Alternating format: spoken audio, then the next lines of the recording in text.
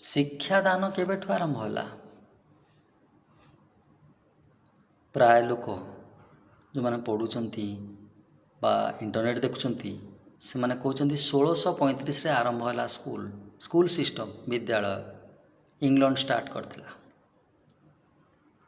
School system start ହେଲା 1635ରେ। ତା ପୂର୍ବରୁ ତ ଲକ୍ଷ ଲକ୍ଷ ଗୁରୁକୁଳ ଥିଲା। ଗୁରୁକୁଳର ଯେଉଁ ଶିକ୍ଷାଦାନ ତାର 100 ଭାଗରୁ ଭାଗେ ବି ବିଦ୍ୟାଳୟରେ ଶିକ୍ଷାଦାନ ହୁଏନି। ଏହା ହିଁ ଅପ୍ରିୟ ସତ କଥା। ଆମେ ଆମ ପୂର୍ବଜଙ୍କ କଥା ଜାଣିନେ, ଆମେ ଆମ ଇତିହାସ ଜାଣିନେ, ଅନ୍ୟର ଇତିହାସ ଘୋଷି ଘୋଷି ମୁଖସ୍ଥ କରି ନମ୍ବର ଖାଲି ଆସୁଛି, ଆଉ କିଛି ନାହିଁ, ଆଉ କିଛି କାମରେ ଆସିବାର ନାହିଁ। ହଉ ଏ ସିଷ୍ଟମ୍, କିନ୍ତୁ ଆମେ ଆମ ସିଷ୍ଟମ୍ କଥା ଭୁଲି ଯାଇଛେ। କ'ଣ ଥିଲା? ହଜାର ହଜାର ବର୍ଷ ତଳୁ ଲକ୍ଷ ଲକ୍ଷ ଗୁରୁକୁଳ ଥିଲା। ସେସବୁ ଥିଲା ପ୍ରକୃତରେ ମଣିଷ ତିଆରି କାରଖାନା। ଅର୍ଡ଼ିନାରୀ ପାଠ ନୁହେଁ ଏସବୁ। ତେଣୁ ଶିକ୍ଷାଦାନ ଆରମ୍ଭ ହୋଇଛି ହଜାର ହଜାର ବର୍ଷ ଆଗରୁ।